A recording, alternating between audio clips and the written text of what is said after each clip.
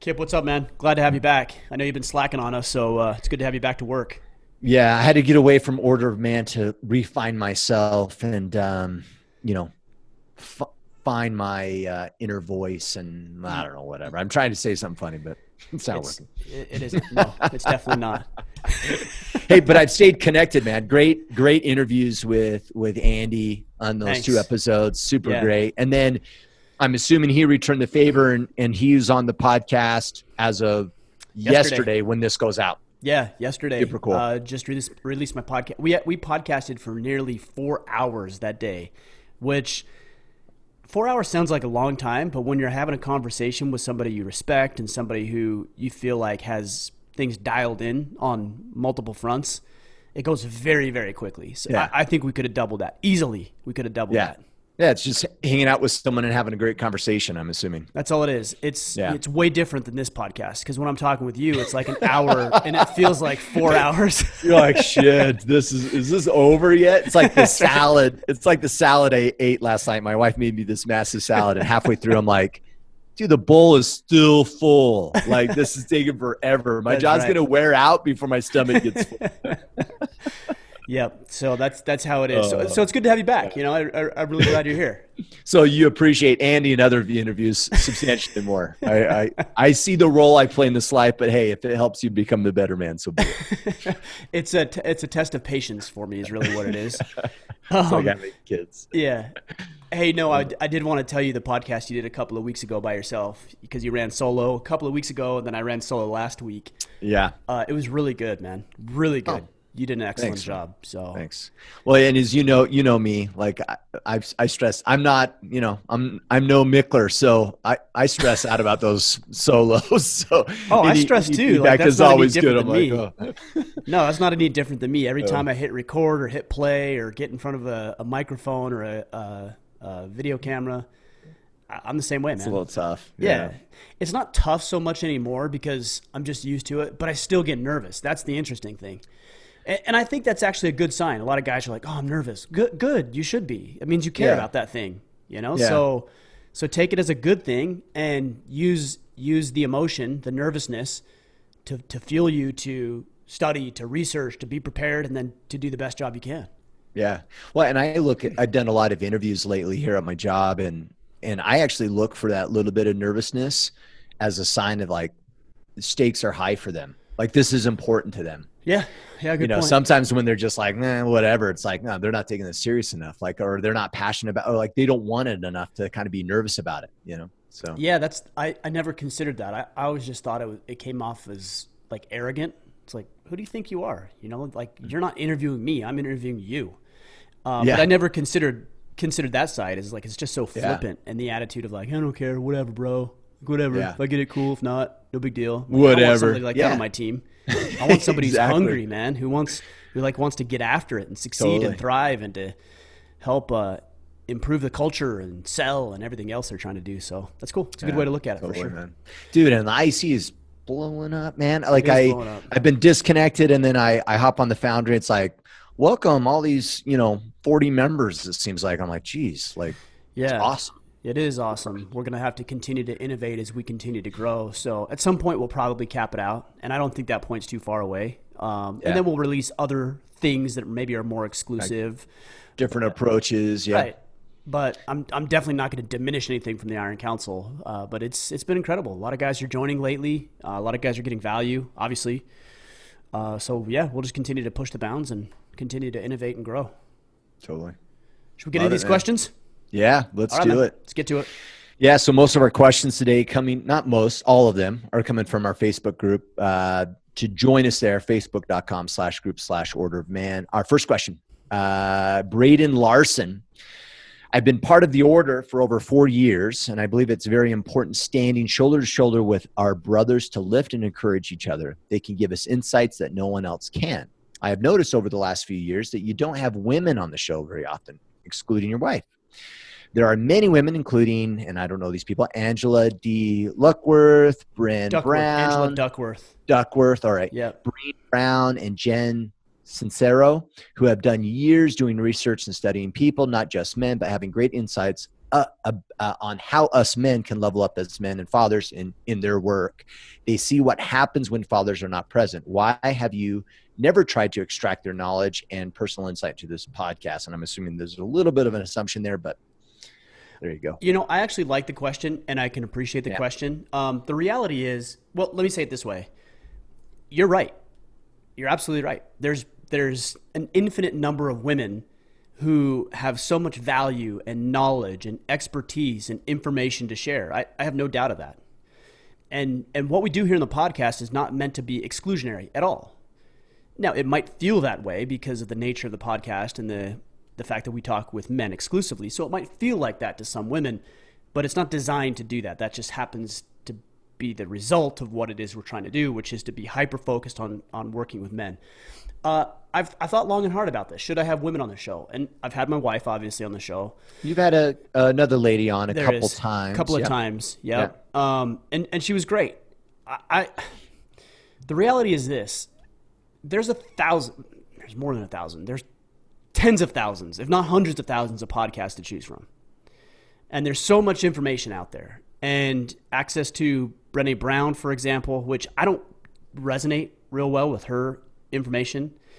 I read part of one book and I couldn't get through. It was called Daring Greatly, because it was like the whole vulnerability thing. Like it was really soft to me. I'm not saying that it's bad. I'm just saying I just couldn't get into it. It wasn't like, your lame. style. That's what I thought. But a lot of guys have found value from it. And if you have, cool. By all means, that's great. So Brené Brown, like this guy mentioned, Angela Duckworth, Grit. I think the name of her. It's a great book. Yeah, it's a great book. In fact, I actually reached out years ago to Angela Duckworth, and she turned me down to be on the podcast. Yeah, so screw her. So I'm not having any more women on the podcast ever. Because of Angela. Look, the reality is this. Our show is unique because we interview men exclusively. So I understand the marketing component of it, and I understand what men want. And men want to hear from other men. Yeah. More so than women. So I've reached out to other women. Some of, like Sarah came on, my wife has come on. I've had some women authors that I thought would be really good have declined to come on the podcast. So I have in the past attempted to do that, but I'm just not interested in doing that. It's as simple as that. If you want to hear from these women, I'm not saying what they have to share is inferior or isn't worth looking at, but just like go find their information. They've been on other podcasts and other shows, but we exclusively interview men. Because that's the direction I've decided to go. That's it. Yeah. There's no other reason than that. Okay. Even though you just said there's no other reason, do you think that there's an aspect of it that men are just going to resonate and listen? Of course. And relate to men, right? And I understand my market. Even if Angela comes on and she just drops some serious knowledge, like there might be a little bit of a tendency for guys to go, yeah, but she doesn't understand me because, she's not a man. And, is there an aspect of that too that you just may not be as effective or no? Well, and there's nuances to it as well. Yeah. There's nuances between men and women. Believe it or not, we're actually different. Like I know modern culture would tell us we're not, but believe it or not, guys, we are. Totally, yeah. I mean, just whatever. You know that. If you're listening to this podcast, you know that. If you're not listening to this podcast, then it's questionable. We just shook your world. Yeah. That's right. Look, if I took, and people aren't going to like when I say this, men are going to understand this. If they're being truthful, they understand this. They know this.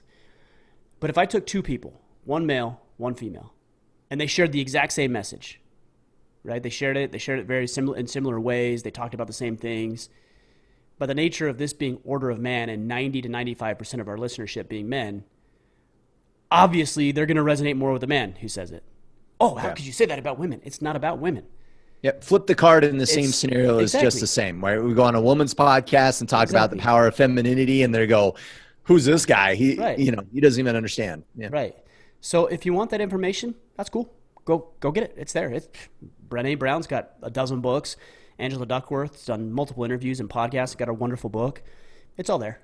But I want to talk with men exclusively because we deal with men's issues and we talk about the problems that we're dealing with from the perspective from our perspective as men, and I think that's valuable, and that's what sets us apart. Look, I'm not dumb, all right? Like I know our audience, our audience wants to hear from men, and there's going to be some exceptions to that. But again, I'm not an idiot. Like, the reason that we've grown Order of Man to what it is because I understand very clearly what our audience is all about. Why? Because I'm our audience. Like, I am my avatar, You're the representative. if you will. Yeah. Like, if there was one podcast, if I didn't have Order of Man and there was one podcast I would listen to, it would be the Order of Man podcast because I created the thing for myself. Yeah. So I know what we want, and this is what we want, and this is what you're going to get. Love it. All right, Tristan Schinzel. How do you convince my daughter? By the way, Kim, I'm sorry. I'm going to interrupt you. I'm sorry. Did I slaughter someone's name? No. Oh, okay. I need to go back before I lose my train of thought. Okay, you know worse. Yeah, 5 to 10% of the people who listen to this podcast are women, by the way. And I'm glad you're here. If you find value in what we do, that's amazing. If you find value because you can talk with your husband more effectively, or your boys, your sons. I know there's a lot of single mothers, for example, who listen to this podcast. Yeah. I'm glad you're here. I want you to know you're welcome. You're glad to be here. Or I'm glad that you're here. But I'm not going to change the message to pander because there might happen to be a few women who listen. If you listen and you're a woman, welcome. Please learn and apply this stuff in your life as you see fit. Yeah. But please do not expect me, or you can if you want, but it's not going to happen. Expect me to change the tone or the delivery or the style of my podcast because you're here. Yeah. And don't take that personal. It's not personal. Look at it logically. Yeah. Right. And if, like, I had a woman who said, I can't, she's sent me a message on Instagram or somewhere and said, I'm just a little taken back. I'm offended. She said she was offended because we talk. I say, this is what she was offended about. I said, hey, hello, gentlemen. I'm glad you're here. Or whatever it is I say in the beginning of the podcast. I'm like, it's called Order of Man. Like, if that wasn't a giveaway, I'm not here to pander. Women, single mothers, wives, whatever, daughters, whoever. Women, if you're here, welcome. But know that I'm not going to change the message because you're here. I'm going to assume that you're an intelligent, rational, level-headed thinking person, and you can fill in the blanks yourself without me having to connect all the dots for you.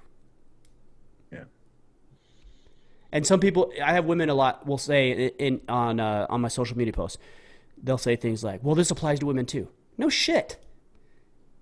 Like, the things I'm talking about, some are exclusive to men, but 99% of what I talk about is just being a better human. Well, why don't you just say that? Because I focus on men. This is not hard to figure out. I don't understand why people get so confused about this. Well, this applies to women too. Cool. Then apply it to yourself. Yeah. That's fine. Do that. I'm not stopping you from applying this. I'm not even stopping you from listening. Just be an adult and fill in the blanks. This is actually, I'll talk about something controversial. So one of the things I talk a lot about is the nuclear family, right? Husband and wife. Not husband and husband, not wife and wife. I talk about husband and wife. And there are homosexual men who listen to this podcast. Yeah, I mean, we have homosexual guys. In the Iron Council, which is fine. Yeah. I don't care. I really, honestly, I don't care at all. But I'm not going to change my message so that you feel better.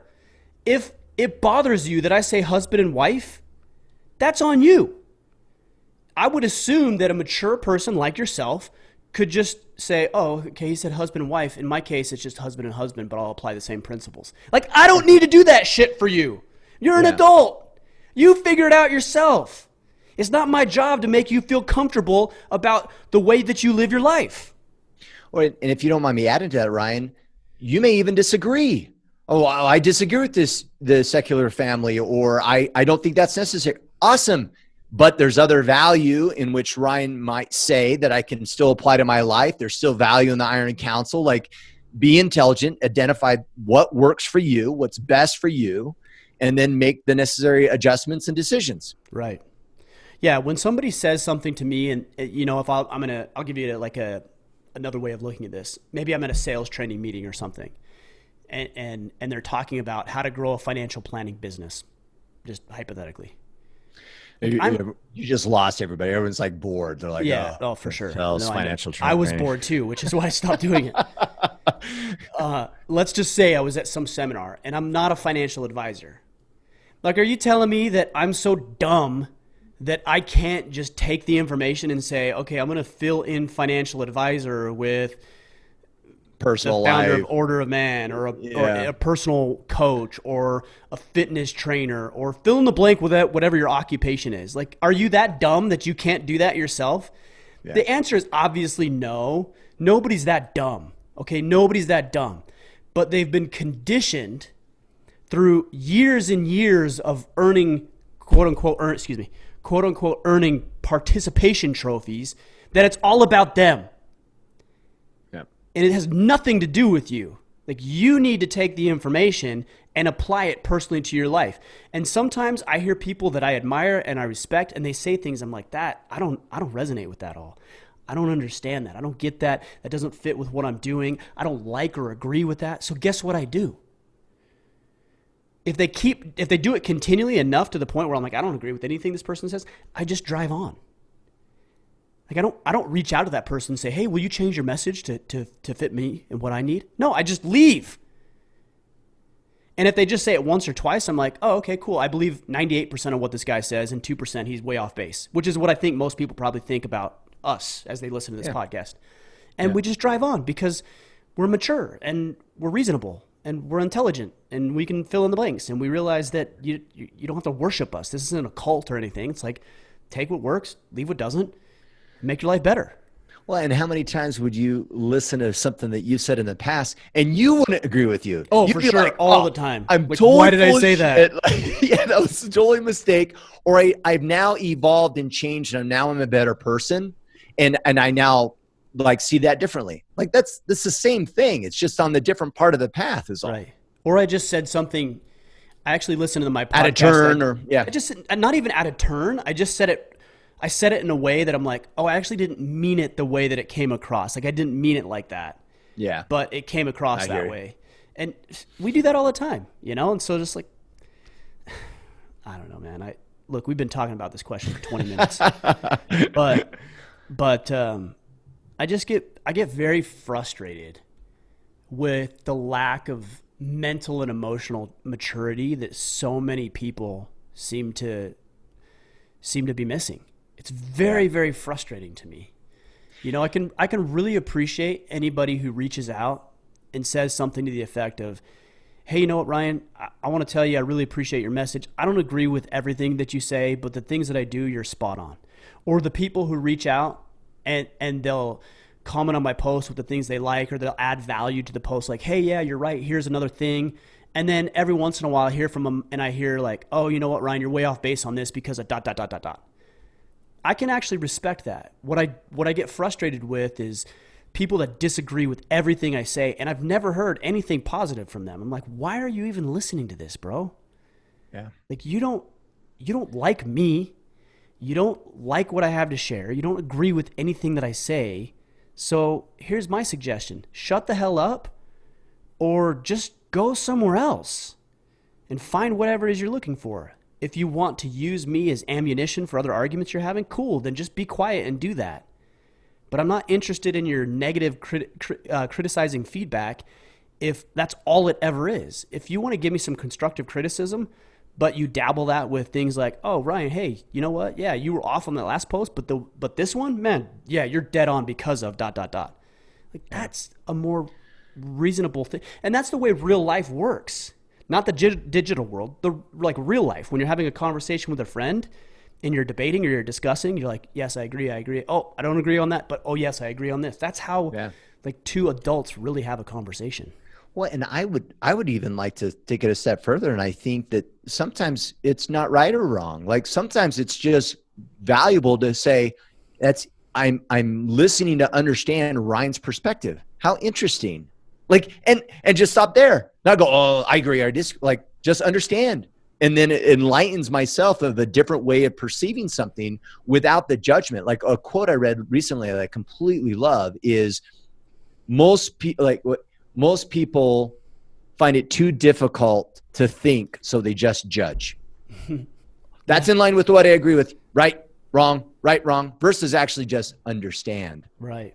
Wow. Yeah, good point. How powerful is just understanding without judgment? That's kind of fun. But it is otherwise, to explore those ideas. Yeah. Otherwise, all that you're doing is looking for affirmations of, like, you know, it's like, we used this analogy, I think, a couple of weeks ago. It's like, when you Google, what do you find?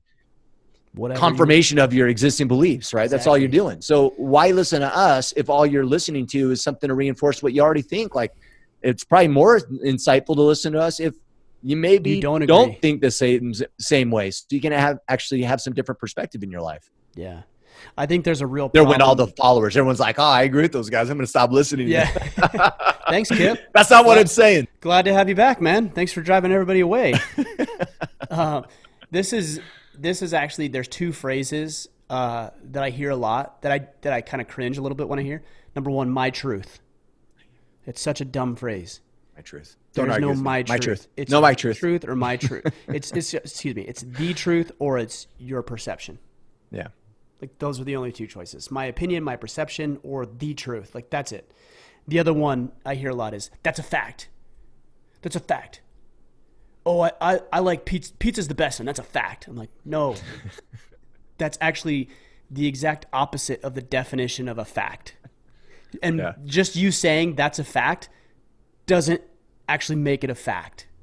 But this comes to everybody has a voice. Everybody wants to be heard. Everybody thinks they're important. And everybody is important. But their opinions are of varying worth.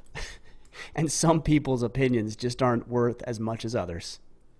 Well, and it's interesting. I have had people reach out to me about conversations that we've had on this podcast and say, I highly disagree. You should talk to Ryan and have me on here so I can voice my opinion. And I'm like, why? Exactly. Well, because people need to hear what I have to say. And I'm like, then start a podcast. Your own podcast. Yeah. Like there's no like, I don't know. Like there's no like overlining like power in the universe that goes, oh, not enough people has heard you. So like everyone needs to kowtow to make sure that like your voice is heard too. Like, no. I'm actually all for that if that person's a credible individual. So look, if you guys know of people that at their foundational level or completely disagree with what Kip and I have to share, then let me know. And if that person's well-spoken and they've got a platform and it's clear to me that they can share it in a way that resonates with people, then I'm all for having that discussion. But I'm not just going to have a discussion just simply because somebody disagrees. Like, talk about a recipe for disaster. And in this example, it's like, but people don't know you, right? Like, look at the audience and the marketing and the objective of Order of Man. What would be the value add? You know what I mean? To have you, like, no one even, you know what I mean? And I didn't mean that from a mean perspective. It's just like, it doesn't logically make sense why that would be a good idea other than to fulfill your own personal like desires and needs, right? It's interesting. Yeah, no, it's exactly right. Yeah. So you bring up a really interesting point about coming on the podcast, because I have a lot of people ask me, like, what's the criteria for coming on a podcast? And so my criteria is very simply this. You need to have platforms where you're already sharing a message, and you need to have a decent sized audience or following that's listening to it. Yeah. Now, which provides value to this podcast by possibly bringing those followers or exposing them. Maybe, but that's not why. Okay. That's what most people would interpret it as. Like, well, you just want big followers. Which isn't a bad thing either. It's not a bad thing. I'm saying, look, that's an added benefit. But that's not why. So here's what most people overlook. The reason I want them to already have a platform and I want them to have a sizable audience already following them is because I need to know that they can share a message that A, resonates with other people, and B, they can share it in a way that is effective and people resonate with. And them already having platforms and having sizable audiences demonstrates to me that it's a message that people care about, and B, again, they can deliver it in a way that resonates with other people. And I'm not going to let them come onto my podcast to experiment. This isn't the platform for experimentation. Yeah. Otherwise, it affects us. It affects this podcast. Exactly. Yeah. You prove that you have a message that people want to hear, and you can share it in a way that they want to hear it. And then once you've done that, then we can consider you having on the podcast as not a proving grounds for you, but as an outlet for you because you've already proven yourself. I like that. That's actually great clarity. I'm going to use, I mean, if that question ever comes up again, I'm going to use that. Yeah, because I think the way most people will interpret that is like, oh, well, you're just looking for follower counts. No, not at all. I'm not. That's not what I'm looking for. That's an added benefit. I'm not going to lie. I'm looking for quality. And those are not the only metrics, but those are two metrics that indicate quality to me. Now, I might have somebody. In fact, I can think of somebody. Dr. Poland, Gregory Poland. He is a researcher with the Mayo Clinic. Not a huge following, but obviously very credible, very proficient. And very accomplished in his field. Okay, well, that's somebody I can have on the podcast and have a conversation about COVID, for example. And that's what we did several months ago. Despite him not having a huge following, because he shorted up with other areas that proved to me that he was credible and he knew what he was talking about. So that's not the only metrics I look for. It's just it's an easy metric to look at to determine the qualifications. Yeah. Copy. All right, we've answered one question. Let's go on to question number 2. All right, Tristan. Schinzel, how do I convince my daughter, 20 and 13, to take self-defense seriously? My wife and I have constantly tried to get them to come shoot with me and to learn to use a handgun, yet neither are interested. Both agreed that they need to learn, yet always push it off for other things. Too busy. Okay, so I'm just going to say this, and you're probably not going to like it. And it may not even be true, but I'm going to say it if it were me and the trap that I fall into. Maybe you're not any fun to be around in these environments. You're all hardcore, serious, overly coaching, criticizing, you're holding the gun wrong. Right. So maybe it's just, look, I don't know you. Yeah. I'm going to give you the benefit of the doubt and say this is probably not the case. But if it were me, then the answer would be you're a dick and nobody wants to do anything at the range with you. Because look, when I go with my kids to jiu-jitsu, I'm that guy. Yeah. Yeah. It's like, do it right. Why don't you drill this? Do this. Oh, look, you're doing it wrong. That's not fun. It's not fun for kids.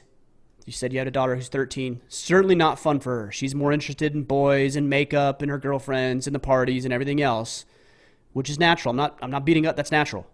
Yeah. She's not interested in being grilled by her dad on how to shoot a gun.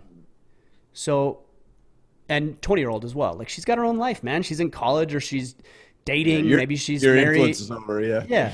So, like, as Jocko would say, flank them by not being an asshole and just being the fun dad. Hey, we're just going to go have fun.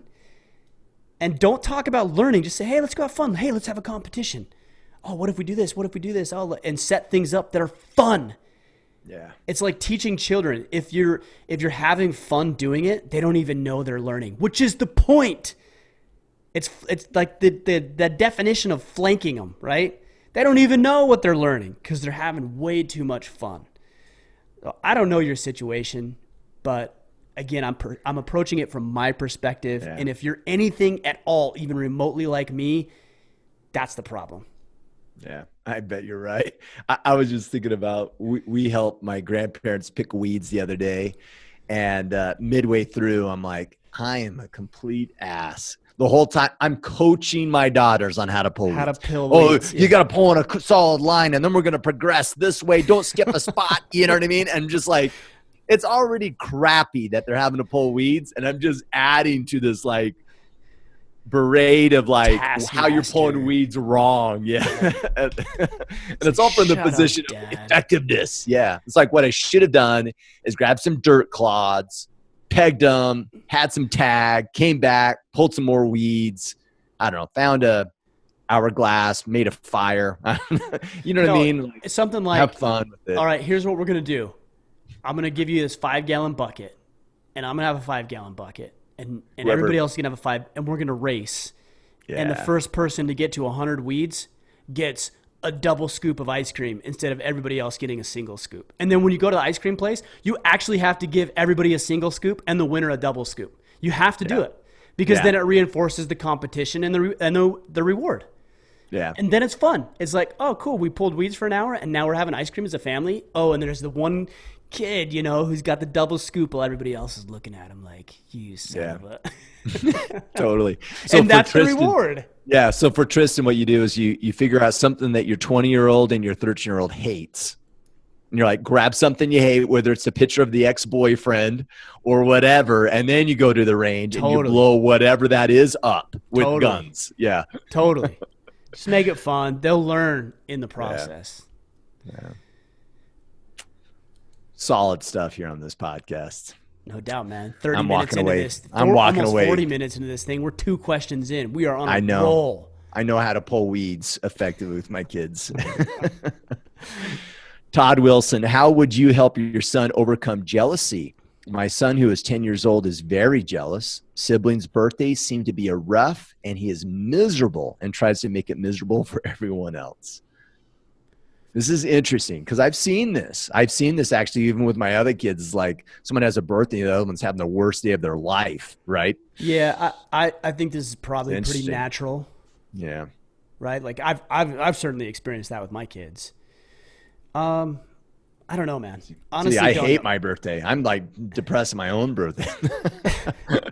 I don't know. I don't know what you do other than just explain it. Hey, here's what we're doing. You're going to be a contributing member. You're going to be happy for this, for your brother or for your sister.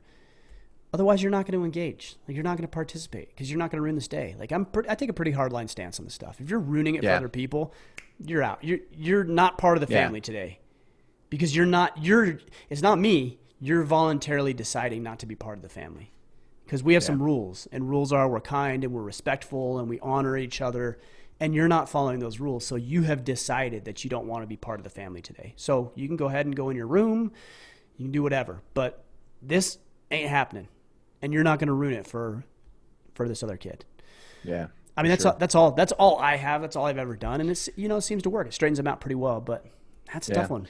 I don't know. If I think about this as like from an adult perspective, the only time I'm jealous of like, let's say Ryan or someone else is because I don't have something going on, like you're bored or like I'm not working on something, you know what I mean? Like if you're killing it, but I'm not even on the path to kill it, then jealousy kind of comes in. But right. If you see other people like doing some great stuff or working on something, but I know I'm working on my thing, then those are easier pills to swallow because, like you're progressing. Right. So I don't know the answer to this, but like, is there an avenue of that with your kid where it's like, hey, you know what? Like remind them like, hey, your birthday's coming up too. And it's going to be a great day for you as well. And, I don't know. Maybe I do agree with you. I just don't know if kids are that rational. Yeah, that's true. Like I agree with what you're saying. Like anytime I'm jealous or envious of what other people have going on, we have the syndrome, the fear of missing out, right? Anytime that's happening, it's because I'm bored or not satisfied with my own performance. I think that's kind of a higher level thinking, though. Yeah, but I think that's a higher level thinking. I'm not sure do you think kids operate the same way? Just spank him, Todd. Next question. All right. No, I have actually got a solution for you. Oh. Because why wouldn't I have a solution? It's called the 90-day battle planner for kids. Oh, yeah. And that's going to be out in 2 weeks. And once that's available and you pick that up, your kid or children are going to be able to earn up to 10 points per day for doing some non-negotiable tasks in the morning and then identifying 6 tasks throughout the day that they need to accomplish. And anytime they're deviating, you can draw them back. And this isn't about something you've created. This is about something they've created. And you can draw them back to what they have identified as being important and said, well, why don't you work on these things? And that actually hits on your point, Kip, is because they don't feel productive. Well, let's help them feel productive. So that's going to be available in a couple weeks. So stay tuned because that's part of the solution, I think. And sign up for the newsletter on the website to be able to get notified. Yeah. So if you just go to orderman.com, you can check it out and sign up, and you'll be notified when that's available in 2 weeks. Cool. Maybe we just need to talk through stuff and all of a sudden the ideas start flowing. If you think about your battle plan, right, for young people, and you think about this scenario, I'd probably argue that it's a lack of the child's ability to deal with delayed gratification. right? We live in this world of constant gratification, right? It's like, I want it now. I want it now. And really that's kind of maybe what Todd's son is dealing with. It's like, I want it now. And you could even pitch to him like, oh, well, you got your birthday coming up in 6 months, buddy. Like, don't worry about it. And he's like, screw that. I want it now. I live in a world of constant gratification. I get dopamine dumps instantly whenever I play with my phone on my video games. Like we're competing against so many things that makes it hard for kids to have delayed gratification. So Todd, I would not focus on the result, which is jealousy. I'd focus on the source. And I think the source is actually learning delayed gratification and look for those opportunities to actually create these opportunities like this battle plan to say, okay, we're going to do these things. And then there's going to be a reward system put into place. And over time, we can teach our kids how to have delayed gratification over time. It's like my daughter right now, a friend in the neighborhood. No, actually her sister got a racer scooter. She's like busting her butt right now to do any type of earning of money, you know what I mean, to try, because she really wants one of those. 2 years ago, there's no way she had the mental fortitude to be able to like focus on saving money for a period of time to buy something. Right. That has been something that she has developed over time, over these small exercises of delayed gratification and earning something. I like it. It's a great idea. As we talk about this more, to your point, I've got another idea. Yeah. See, this is Todd. Don't just give us time. By the time this is over, dude, we're going to have this problem figured out. We're not going to solve your problems in 2 minutes. It's going to take us 4. All right. Yep. So just give us a minute. Okay. Here it is. Get your child involved in the process. All right. So your other kid's having a birthday. Get your other child involved in the process of making the cake, buying a present, planning the party, organizing whatever it is you're organizing, coming up with the structure or how the day's going to run. Responsibility is the answer. Give that child responsibility, then they feel like they're part of it. You know, when Big Brother opens the present, how excited are they? Because they are the ones that picked out that present. Or when Big Brother gets that first slice of cake, how excited are they because they helped mom bake that cake? Get him involved in the process because he obviously wants to be involved. So get him involved in the process, and I think you're going to have a lot of success with that. All right, Todd. We went from solved, man. We gave a little bit of nugget to like child's book. Game over. How to Address Jealousy by this kid has got nothing on you. By Brian Mitchler. We are going to do that interview still, by the way. All right. Justin Kogan, how would you approach your children to talk about faith? I was raised Christian, but don't consider myself a practicing Catholic. When I was little, believing in God and going to church was mandatory, and I never understood the why. That really turned me off of church. I never lost my belief in God or stopped talking with him, but I'm curious, how would you talk to your children about something I don't feel qualified with? I just think you tell the truth. Like you just tell your children what you just told us, and you share it from the perspective of what you would have needed to hear when you were a child. That's it. Just imagine, I mean, that's you. That's you 20, 30, 40 years ago, right? You're staring into the eyes of the 20-year younger version of yourself. So what would you have needed to hear? What would you have needed to experience in order to feel satisfied and happy and better about your relationship with God? And then do that. Like, you don't need to have all the answers. Nobody has all the answers. People say, oh, I know when I die I'm going to go to heaven. You don't know that. Yeah. You believe that. And ask yourself at that one little moment right before and say, right. Like if you're nervous or not. When I'm on my deathbed, like, my faith is going to be tested a little bit. Yeah. Like, I don't know that. I have a strong testimony. I don't know that. Choose to believe that. Right. It's faith. Right. And so what would you have needed to hear when you were a child? What testimony would you have needed to hear? You don't have everything figured out even now. Nobody has everything figured out now. So why would we pretend that we do to our children? That's what's amazing to me is how often we try to trick our kids into believing that we have it figured out. Why would you do that to yourself? Well, why would you do it to them? Because frankly, you're lying, right? You're teeing them up. And why would you do that for yourself? You're putting yourself on a pedestal you don't belong, and they'll start worshiping you like some idol. And then they'll realize when you mess up, and you will, that, oh, Dad's not the hero I thought I was. Like, you're teeing both of your children and yourself up for failure.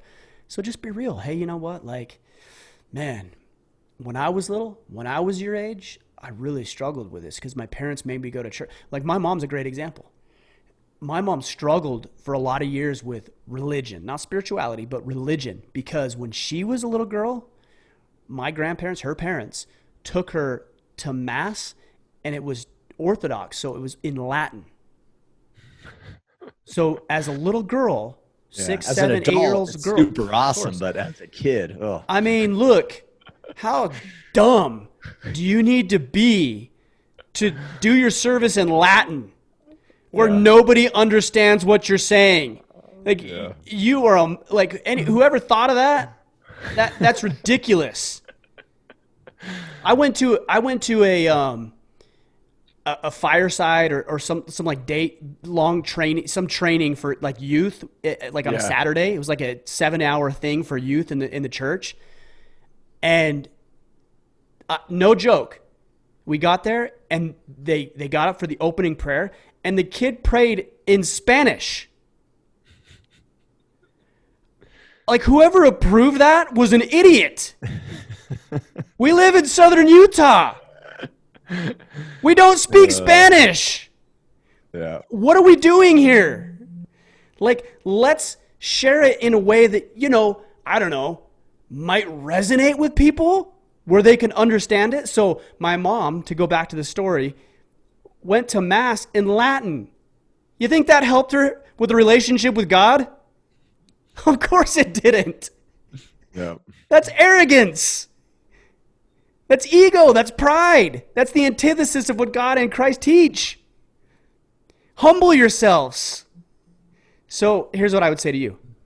Humble yourself enough to put yourself in your child's shoes and teach them what you would have needed to learn when you were 7, 8, 10, 15. I don't know how old your kid is.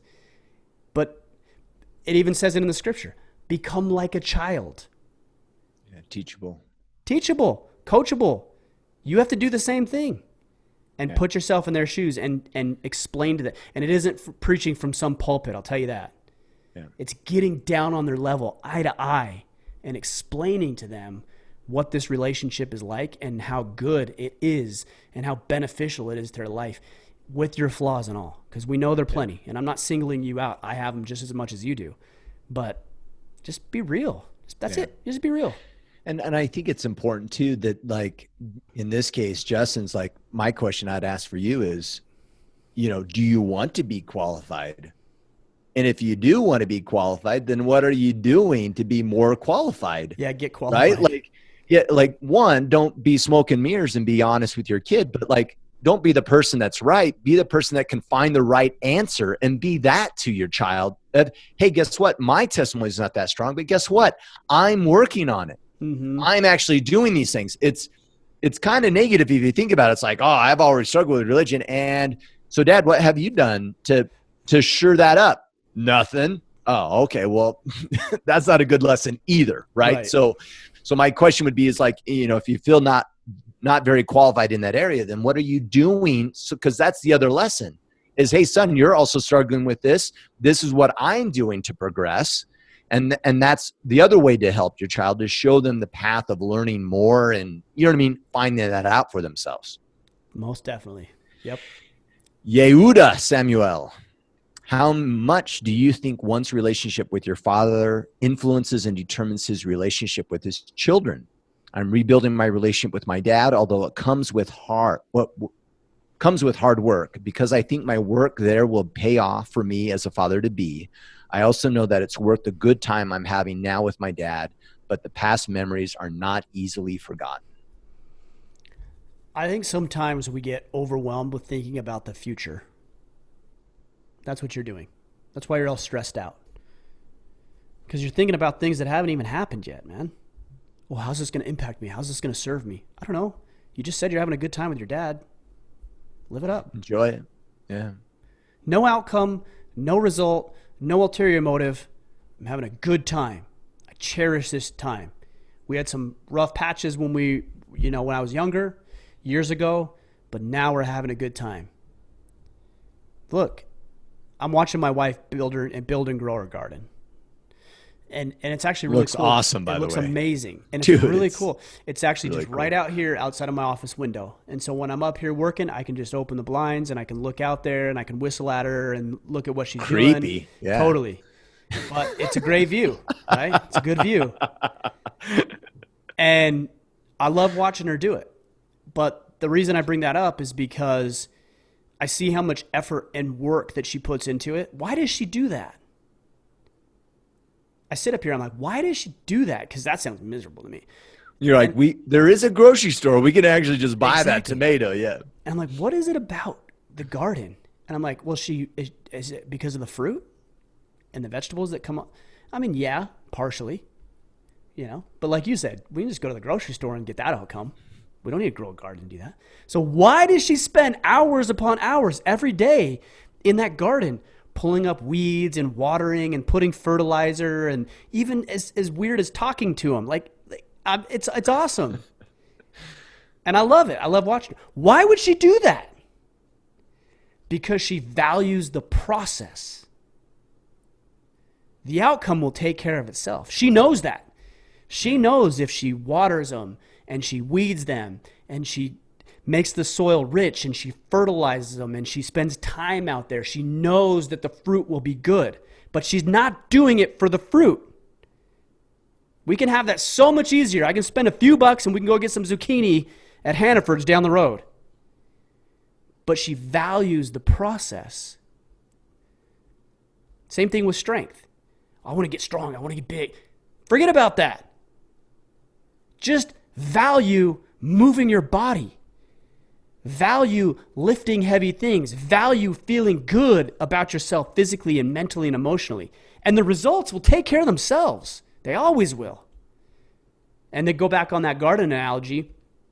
Good fruit comes from good plants. So stop worrying about what will happen because you're doing good things with your father. That stuff's all going to take care of itself. Instead, get out of your mind and get in the present. Hey, you know what? I'm here with my dad. We're hitting some golf. We're at the shooting range. We're at lunch. We're talking. We're laughing. We're reminiscing. That's the reward. Because you might be dead today. Forget about, how's this going to serve me in the future? It doesn't matter. What matters is that you're having a good time with your father now. Look, my dad's dead. Died a couple of years ago. Those times ain't happening. They're gone. Value it now. The reward is the process, not the fruit that comes from it, which will come, by the way, and that's good too. We'll take it when it comes, but let's value it for now.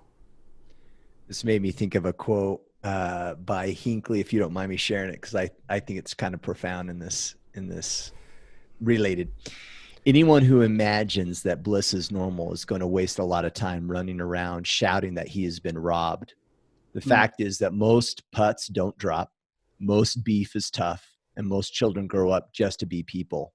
But most successful marriages require a high degree of mutual tolerance, and most jobs are often dull than otherwise. The trick is to thank the Lord for letting us have the ride. Powerful. What a powerful perspective. Like we think, this goes back to, I think, our earlier point about, like, we think life's supposed to just be wonderful and all the amazing experiences. And I think we ought to have some of those dabbled in here and there. Yeah. That's important. Give us a little hope. Yeah, it's like, okay, this is working. It's paying off. But if you think every moment's supposed to be like that, you're going to be sorely disappointed. Yeah. Agreed. Nate Grant, best practices for showing love and respect. Empathy, generally 30,000 foot view, empathy, right?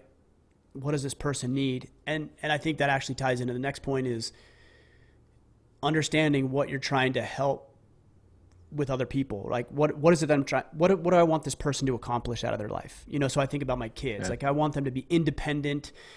I want them to be self-sufficient. I want them to be independent thinkers. So what do I need to do in order to ensure that happens? So this kind of is counter to what I just said. Now we're thinking about the long view and then working ourselves backwards into how I need to behave, how I need to act, how I need to show up, and how I need to perform in the present. Yes. Because here's what I've noticed is that when I lose my cool and lose my patience, it's usually when I don't have enough time to be present enough to think about what's in their best interest. Yeah. You got this other right. work stuff. I got to tackle this. Right. Or, like when I'm thinking about, for example, when I'm doing orders with my children, it's like if I've got other appointments, I'm like, hurry, let's go, let's do this, instead of just being present and available for them. Yeah. What does empathy look like? When you think of those use cases, like what's examples of empathy? Well, I'll give you an example. Last night, my 9-year-old was he wasn't having a rough day. He was just tired. He's really tired. Yeah. And I could tell. And his older brother was teasing him a little bit. And I was riding him a little bit because we were just playing around and stuff. And he kind of, it went past the point. Yeah. You know the point, right? Yeah. Yeah. And so he kind of broke down a little bit and he was freaking out and he got a little teary eyed. And I just gave him a hug. That's it. Yeah. I didn't say anything. I didn't impart any sort of profound wisdom or knowledge upon him. I just said, come here, bud. And I just wrapped my arms around him and I gave him a hug. And no joke, it was so amazing. Immediately, almost instantaneously, I felt him relax. I felt him just like, he took a deep breath. And I hugged him for a couple. It wasn't long. It was like 10 seconds, it was short. And his like whole countenance just completely changed. That's empathy. Yeah. Because like I'm not a hugger. Like I'm not a real empathetic person. I'm not somebody who's like really understanding of what, like my knee-jerk reaction is like, toughen the hell up. What's your problem? Like get tough. Oh, you're tired? Go to bed. Toughen up. Yeah. Empathy is maybe doing the opposite of your nature. And that's for me is like, for you. Come here, man.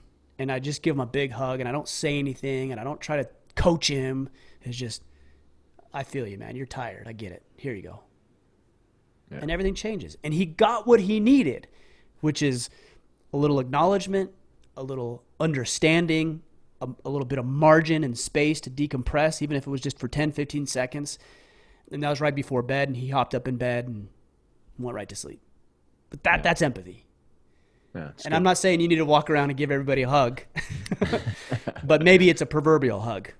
Yeah. Right? Like even in the Facebook group, I see guys struggling, guys that are going through divorces and dealing with depression and suicidal thoughts and some real tragic stuff. And sometimes it's just like, come here, man. Like, I feel you. I'm not going to coach you. I feel you. That sucks.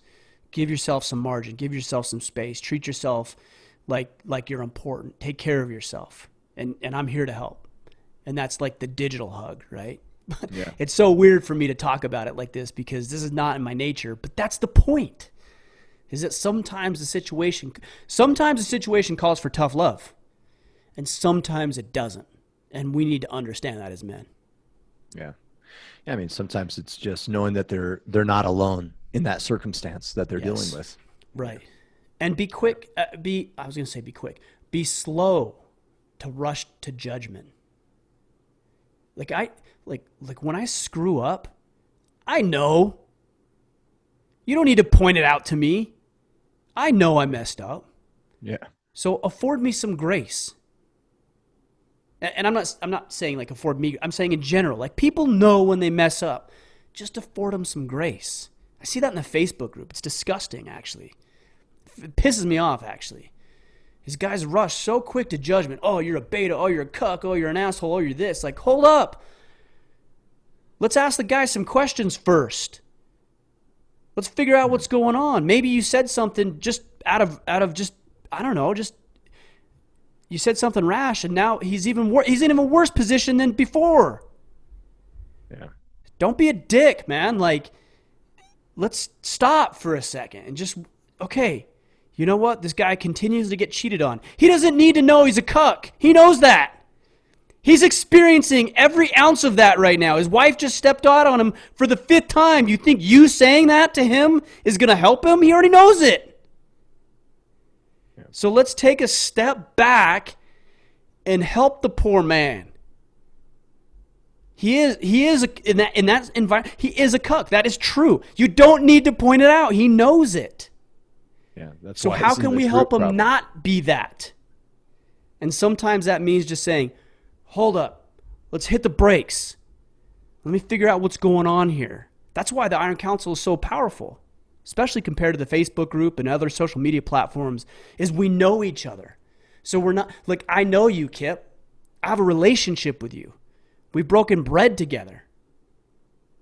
So I'm not so quick to rush to judgment when you do something that is perceived by me as being dumb. I'm like, yeah, that was kind of dumb. But you know what? I know Kip, and this is out of character. So what's going on? Yeah. And then I have the space to ask you, hey, Kip, what's up? Like, you don't seem like yourself. I had a conversation with a good friend of mine just yesterday. I got on the phone with him. In 2 seconds, I could tell something was off. 2 seconds. And I said, hey, what's up, man?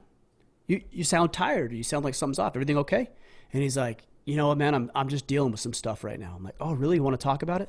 His answer was no. He's like, no, man, I'm good. I just need to work through some things. I said, okay, that's cool. I can hear it. I can hear it in your voice that something's off. And I want you to know that if you need to talk about it, we can talk about it. Oh, man, I really appreciate it. Thank you. And that was it. And maybe he'll take me up on that. Maybe he won't, but he's better. I hope he's better, even to the nth degree, because I was willing to point it out and say, hey, what's up? Yeah. And stop from our normal conversation. The fact that you just noticed, yeah. Yeah. That's empathy. Cool. I love it. Rich Thompson, for those who have no kids at all, know that I have lots to give. So what would you suggest for input to other youngsters' lives? Man, there's so much you can do. You can coach. You can join a Big Brothers Big Sisters program. Maybe you have a niece or a nephew that you can take under your wing. Man, there's just so much. I think there's so many opportunities. Maybe you can, I was going to say something with school. School's kind of hard right now in the wake of COVID, but maybe you can go in and volunteer at the school and help out in some capacity or teach something that you might know. But I just think you just be a little bit creative and understand that, hey, there's a lot of value. But I think especially for boys that getting involved in competitive sports is the best thing you could do for kids. I really do. So, yeah. And I know this, to the degree that your community center and your city is participating in city leagues and things, or even the high school or other programs, I know they are starving to have coaches. I know that. It's always the case. So if you called them up and in fact, I think you said something yesterday, how many times teams wouldn't have even played if you wouldn't have stepped up as a coach. Personally, you wouldn't have stepped up. Yeah, numerous times. This is not uncommon. This is very common. And so you just calling up the community center and saying, hey, I know, I know football season's coming up. I played football in high school, and I just want to volunteer my services as maybe an assistant coach, or if you need an extra head coach, even if it's for kindergartners, like, hey, I'm in, and go do it. Just go do it. There's plenty of ways to do it. You just got to be creative, and you've got to take some initiative to go do it. Yeah. Tim Williams, how do you guys balance me time versus family time? And there's another question somewhere in here as well. It's like, what have you found as the percentage? Oh yeah, don't get into that. Yeah, the balance. Yeah, don't get into the percentage thing because it just changes. Well, I'll give you a great example of this. Is my wife for the past 4 days has been in San Francisco. She's picking up a niece and a nephew to come out here and spend a couple of weeks with us, and so the percentages are skewed. It's all going to be wrong for a while. Right. Yeah. It's not even wrong. It's not wrong or right. The percentages are just skewed. They're just overwhelming towards my children right now. Now, my wife isn't home. My kids are downstairs. I'm taking an hour and a half to do this podcast because this is what's required. Like, we had this scheduled. My kids are going to be okay for an hour and a half. They'll entertain themselves for that long. But at 1 hour, 31 minutes, all hell's going to break loose, and I got to be down there. So the percentages, right, Yeah. Who knows what disaster is happening right now downstairs? It's actually pretty quiet, which I'm like, that's a good thing. I'm like, no, I don't. Doing this for 12 years now, I realize quiet is not good. And I'm a little worried because it's super quiet. I'm like, as you see your truck leave the property. That's right. So it isn't about percentages. It's just about having a conversation with your wife. It's about knowing the priorities. It's about setting the boundaries, honoring the boundaries, allowing her. I'm assuming he's married or in a relationship, but because he wouldn't be talking about family if that weren't the case. But allowing her to have the margin and the space that she needs. For example, again, my wife is gone. That's some margin and space. I called her the other morning. It was like 8:30, 9 o'clock. I'm like, hey, what are you doing? And she had the sleepy voice. I'm like, are you sleeping in? Are you sleeping right now? It's like 9 o'clock. She's like, yeah, I don't have any kids. I'm like, oh, yeah, cool. Live it up. Enjoy it. Get some extra sleep. That's fine. So you just communicate and you just find what works for you and realize there's different seasons, there are different priorities at different times, and worrying about, oh, well, I have 20% this week, and so I need to make sure my wife gets 20%. Nah, that's not going to work. Just be reasonable, be rational, give her the space that she needs, and then just experiment. Sometimes, like, there's days, weeks where I feel like I've been very selfish. You know, maybe I went to some extra training that week, or maybe I was super occupied with work. I'm like, man, I was really selfish this week, so I'm going to adjust that. And so I adjust it next week, and you constantly find where that balance is for yourself. Yeah. I've done the same thing where I'm like, oh, may have overdone it this week. Maybe so then you adjust. Maybe adjust a little bit. Yep. Nick Perry, the importance of father, son, daughter time, activity ideas for fathers that can do with elementary age, teenage, and young adults. So I'll give you a couple of resources on this that are way more qualified and better than I could give you. Number one is The Family Board Meeting by Jim Shields. Great book, quick read. It'll help you identify. Let me say it this way. It will help you help her identify things that you guys can do together. So go read that book, The Family Board Meeting. In fact, I did a podcast years ago with Jim. Very good, very powerful. The other one I would recommend is, I believe, I read so much. I think it was in The Boy Crisis. You've read that book, so maybe you can correct me if I'm wrong. But if I remember correctly, it was either through Dr. Warren Farrell, that's The Boy Crisis, or Dr. Leonard Sachs. He wrote Why Gender Matters, Boys Adrift, and another handful of books that are really good on these subjects. And I think it was Dr. Warren Farrell who said that, I think Jordan Peterson actually touches on this as well. He says the value of a father bonding with his daughter is that she begins to realize that she doesn't need to be sexual in order to garnish the attention of men. Yeah. And that's very, very important, because if she doesn't understand how to get the attention of a man in a non-sexual way, it's going to be very easy for her when she starts going through puberty and the physical changes that come with that, to get a lot of attention from a lot of boys. And then she might naturally come to the conclusion that it's her sexuality that is of worth, when it's not. It's her and who she is.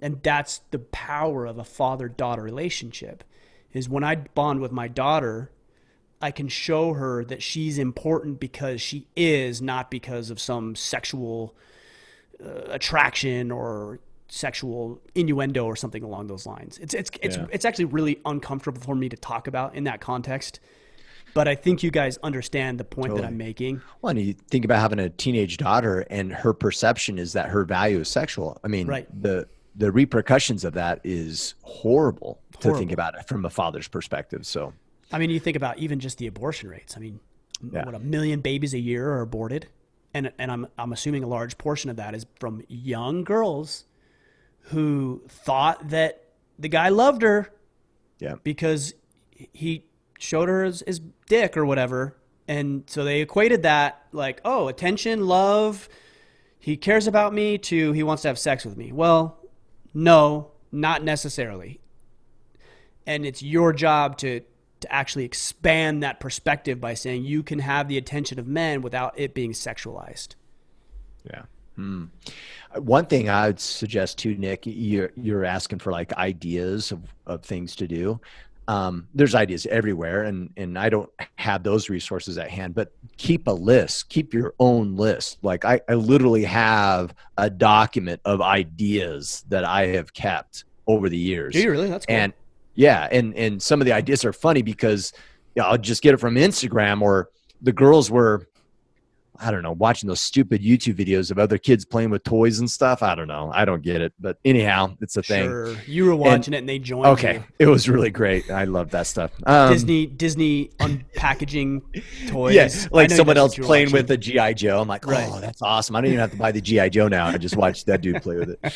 But they were watching a video like that, and an idea popped in my mind. I thought, hey, we should do that. Like something similar like that. So what we ended up doing is I took the girls to the, like, I don't know. I just wanted to go do something with them. So we went to the dollar store, and they both had $10. And I created this little thing where they randomly pick a color, and the only things they can buy in the dollar store have to be the color in which they've selected. It was kind of fun. And they thought it was the greatest thing in the world, right? So like my daughter's only buying yellow stuff, right? So she's like, I don't know, buying more or less buying crap that we're going to eventually throw away. But regardless, it was highly fun. And it had like this little rule to it, and that's it. Yep. You know, and that was enjoyable. So just write that stuff down, make it a priority to keep track of it. And whenever ideas pop in, just jot them down so you have a list. There you go. I like All it. right.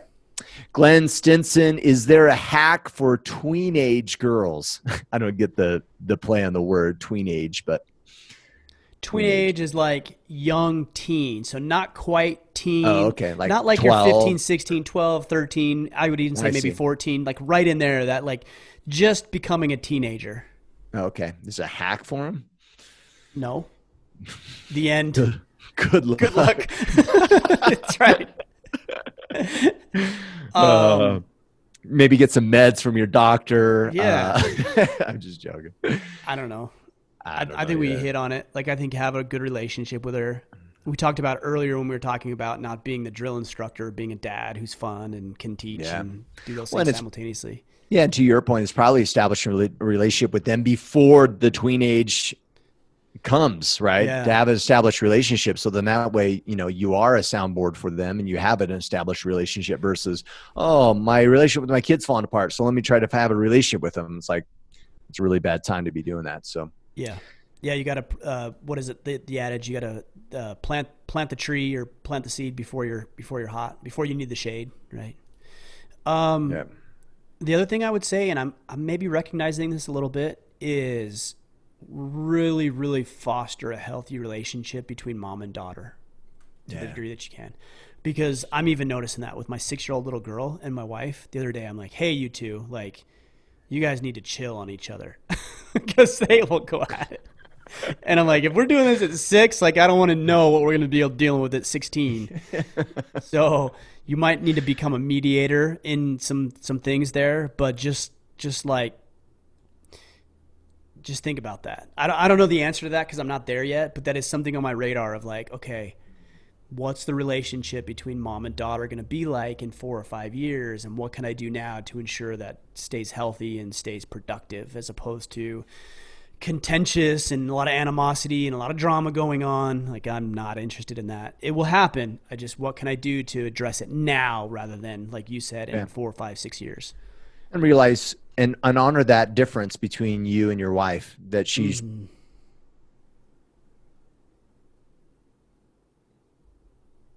so. All right, last question. This is a good one. Okay. But you got experience in this. So Greg Steed, what's the best approach for talking to my 10-year-old son about porn and masturbation? I've talked with him throughout his life about sex and himself. He's a bit naive, so I don't want to overexpose him, but I don't want him to become a circus freak like I was at his age. Well, I would assume that maybe you were a quote-unquote circus freak because you didn't know. Maybe you didn't have these conversations. I don't know. Yeah. I'm just going to assume that you were very curious and you thought, like, I know when I was 12, 13 years old, my buddy showed me a Playboy magazine, and I'm like, oh my gosh, my world was rocked. You know, I was like, this woman is amazing. So like we have to be understand. I don't actually think it's the pornography thing. Like I'm not saying that's not bad. I'm saying the fact that they're attracted to the female body is actually a healthy thing. I'm like, cool, good. That's what I want. I want you to be attracted to and a natural process for a young boy. Yeah. So I think the problem that we have is we make it bad. Yeah. It's like, it's not bad. It's wonderful. Yeah. Don't celebrating it, right? Yeah. You know, like one thing that we've made a decision of in our family is we don't tease each other about crushes. Like we don't tease our kids. I don't tease my kids about liking girls. I don't let my other kids tease each other about liking the opposite. We don't play that game. Yeah. Because you don't want to have some negative connotation having feelings for someone. It's good. When my son says, hey, you know, like this girl's cute. I'm like, yeah, she is cute. You're right. It isn't like, oh, you got your first girlfriend. You want to give her a kid? No. Because then they want to be secret about it. They don't want to talk about it because you just demonized them for liking someone. Yeah. Right. Exactly. So we're very healthy around the subjects of being attracted to the opposite sex. That's good. It's a good thing. I don't know the answer. The short answer is I don't know, because I don't know the maturity level of your kid. I think you said 10 years old. I don't know what other conversations you've had. Sounds like you had some, but I just say you hit it right in the face, man. You just like not like all out, like not full frontal, but like just head on. Address it. Yeah. Yeah. And I told this on the podcast I did with Andy on his podcast. So I don't know if did you hear it? Yeah, I did. Okay. So my 12-year-old boy, the other day, we were doing some woodworking. We were doing some project out in the barn. And he's like, hey, Dad, I need to ask you a question. He's really weird. I'm like, oh, gosh. Can I point something out really quick? Yeah. And this is important to spending time with your kids, unplanned time with your kids. Yeah. Because one of the things here is, would he have brought this up? Yeah, maybe not. Woodworking. Because we didn't have the space. Right. Yeah, but if you like, hey, I'm scheduling one-on-one, sit down. So what do you want to talk about that's difficult? Right. You know what I mean? It's like, nothing, Dad, I'm good, you know, and it's not going to happen, right? Yeah. So he's probably pondering on it the whole time while you're doing word work going, should I ask him about it? Should I not bring it up? Yeah. So anyhow, sorry. So we're sitting there working on the project. We're building a barn door for the barn. And he says, Dad, I got to ask you a question. I'm like, okay. I'm like, you don't preface that like that unless you know it's going to be uncomfortable. Because if it wasn't an uncomfortable question, you would just come out and ask it. Yeah. So anytime somebody says, hey, I got to ask you a question, you know it's about to get weird. Yeah, you turn off the saw just in case. Yeah, so no one gets hurt. I'm like, okay. I'm like, yeah, bud, what's up, man? Anything. What do you got? And he's like, what's a blowjob? I'm like, hold on, we got like more projects to do. Like, let's measure this. Mom's calling us for dinner. Yeah, let's keep. No, I didn't do that. I said, hold on a second. Let me collect my thoughts here. Throws the Snickers in your mouth. Yeah. I'm like, well, I think the first thing I said, I went black for a minute, but I think the first thing I said is, where did you hear about it? Yeah. Because I need to know what he knows. Like, what's the context? Yeah, what's the here? baseline here? Yeah. Yeah. Because if I just jump to it, like he's like, whoa, I didn't know that. Like, I need to know what he knows. So I'm like, well, where'd you hear about that? And I think one of his buddies had said that his brother told him that he one time got a blowjob. Like his older brother told him. I'm like, okay, all right. And you're like, all right, don't hang out with that kid and his older brother. Check. You're not hanging out with him anymore. I'm like, okay, all right. Well, let's talk about this. And so I told him. I told him straight up. I said, this is what it is. This is. I told him two things. I said, here's the act. Okay, there's the act of a blowjob. Yeah. This is oral sex. Okay, this is what it is. And I didn't get graphic, but I said, this is what it is. Yeah. That's part of it. The other part is the meaning behind it. And we talked about when it's appropriate and when it's not appropriate. And so we went down that avenue. And it was totally uncomfortable. It was like the worst conversation I've ever had in my life. Was he times 10? was he uncomfortable, or was he just kind of like listening, or was he like, I can't believe my dad's he was a little awkward. He wasn't totally uncomfortable because he knows he can talk to me about this stuff. I've set the precedent. Yeah. I don't make him feel stupid, and I don't make it uncomfortable to talk about. And I don't joke about it, and I don't blow it off. This is a precedent I've set over years of doing this, which is why he's comfortable coming to his dad and asking what a blowjob is.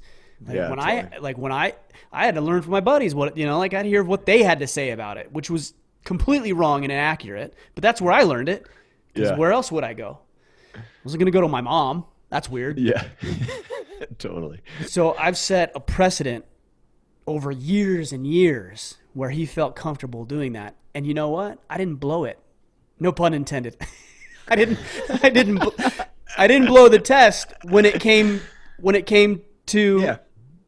You addressed it. Right. Yeah. We hit it head on. We talked about the physical act of it. We talked about the meaning and purpose, when it's appropriate, when it's not. And he walked away. He's like, okay. Check. Yeah. Cool. Got it. That's it. Oh, So man. I think you just got to address it head on. You got to set the precedent to have some of these uncomfortable conversations ahead of time. One of the precedents that it has said is you don't make things awkward or uncomfortable. You don't joke about these things. Here's one of the things that I found out when I was young. I think a lot of us did. And this is a problem with masculinity. Men, grown men, is that they don't ask for help. Well, why would we not ask for help? Because when my 3-year-old asks me for help or something, or to wipe his butt or whatever he does, it's not awkward for him to do that. Yeah. So I'm like, well, where does it change? Like, where does it come? Like, he's supposed to ask for help to where he no longer asks me for help. Yeah. I'll tell you where it changes.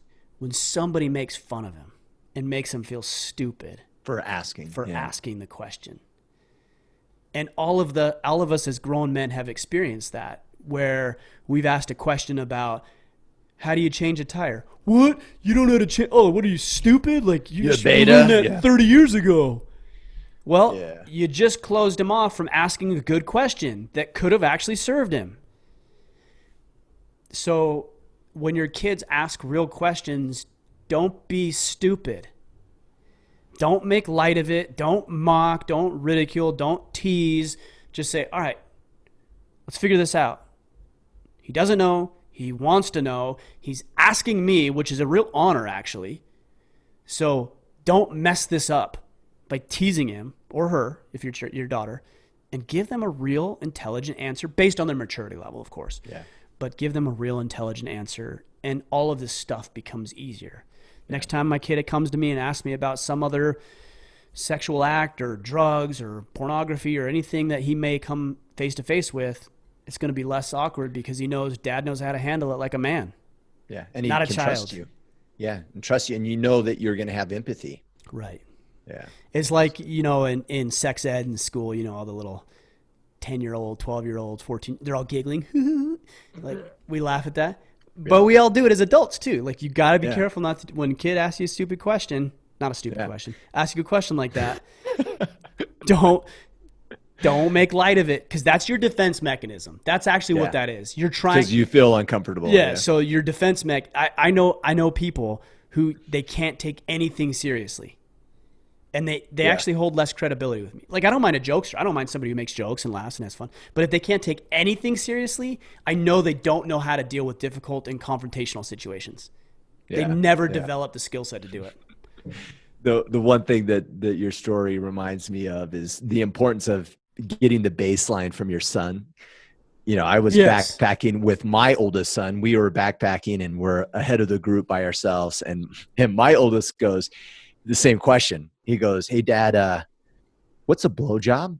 And I'm like, okay. And I kind of did the same thing. And to be honest, I wasn't strategically thinking like I need to understand a baseline. I'm like buying myself some time. I'm like, well, what do you think it is? Right. And his answer is super funny. His answer was like, well, I don't understand. Like, it's like you pee on someone or something. And I'm like, oh my dear Lord. Exactly. I'm like, who told you that? Like, that is, I didn't even understand. How like, did why you come to that conclusion? Totally. Yes. And so I was like, oh, that's a really good thing. I asked you, now I still had to explain it to him, but you know what I'm saying? Like, it was really insightful, but it also gave me a level of his maturity. Yes. Right. Because I'm like, whoa, he's not mature. Way off. And yeah. He's like, I'm like, so yeah, I'm going to have to go into this differently. substantially softer than I Right. would normally. Yeah. I actually had a friend of mine reach out on Instagram, and he's a teacher, and he had one of his students come to him, and the student asked him, he's the teacher, said, "Will you help me with a gangbang?" And the teacher's like, "Whoa, I don't know if that means what you think it means. Can you explain to me what you're asking me?" And he's like, "Yeah, well, if a bunch of boys at the schoolyard try to beat me up, like, will you help me?" He's like, "Oh, check. Got it. That's actually not called a gangbang. That's actually called something different. So let's use the right verbiage. But yes, if that situation comes up, I will help you with that. I won't help you with the other one, but I'll definitely help you with that." Yeah. Got to establish but this is just communication 101. Yeah. This does understanding the other person's question thoroughly before responding. Yeah. Right. And this is why I think there's such a breakdown in communication in society is we just rush to jump to a conclusion that we know what they mean. This is why actually I don't like the term toxic masculinity, because it requires you determining and defining what you actually think it means before we actually have a conversation about it. Yeah. Like, are you saying that that all masculinity is toxic? Are you saying that certain characteristics can be toxic if taken to the extreme? And if so, what characteristics are you referring to? Like, it requires a whole line of questioning prior to even having the discussion about it. And people say, well, nobody thinks all masculinity is toxic. Oh, really? Because I actually have seen articles that the title of the article, one in particular I remember, is "All Masculinity is Toxic." Yeah. So clearly some people believe that. So we need to... Or even the definition of masculinity almost needs to be identified, right? I mean, that's even misunderstood in itself. So, well, and even to take a popular term now, Black Lives Matter. Well, okay, hold up. When you ask me if I believe or think that that Black Lives Matter, are you asking me about the organization? Are you asking me about the actual words, like Black people's lives matter? Because I would agree with that.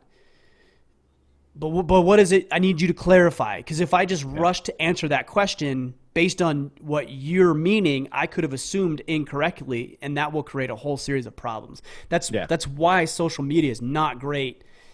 It's great for a lot of things. It's not even nearly equivalent to face-to-face interaction, and then even secondary to that, something like this podcast where we're having long-form conversations and trying to understand each other. Yeah, and it just allows us to superficially attach ourselves to something and not even like understand the foundation of it or its purpose or anything else, right? It's great narrative. Marketing. Yeah, it's great marketing. Yeah, totally. I got to wrap up, man. Okay. All right. Let's do it. Guys, submit your questions in the future. You can do so on our Facebook group. That's facebook.com/groups/Order of Man. Or to learn more about the Iron Council, our exclusive brotherhood, that is orderofman.com/Iron Council. 2 events coming up here in the future. September 3rd through the 6th is our Legacy event. To learn more about Legacy, go to orderofman.com/legacy. And then October 9th through the 11th is the Order of Man main event in the state Maine. To learn more, go to orderofman.com/main event. That is the state main event. To support the podcast, as always, subscribe channels on YouTube, the podcast, share a message. If you like what we're talking about or interview shows, share those on social media. Let's get the conversation. Join us on Facebook. And of course, you can get swag like that beautiful hat in which Ryan Mickler's wearing right now on YouTube. Or the beautiful shirt that you have on too. Oh, yes, it is a beautiful shirt. I love this shirt. I've got some new shirts coming in that are awesome. I'm not going to tell you what they are, but I'm going to send you one. I'm excited. So grab some swag, store.orderofman.com. By the way, I was in Yellowstone. I had the hat on, and a guy's like, "Dude, nice." And he just pointed at my hat, and I'm like, "So he knew it?" Someone listened to the podcast. Some random dude in Yellowstone. Did you say, "Don't you know who I am? Don't you know who you're talking to?" You don't know who my face is? Come on, you must skip the Wednesday show. To follow Mr. Mickler, follow him on Twitter and Instagram at Ryan Mickler.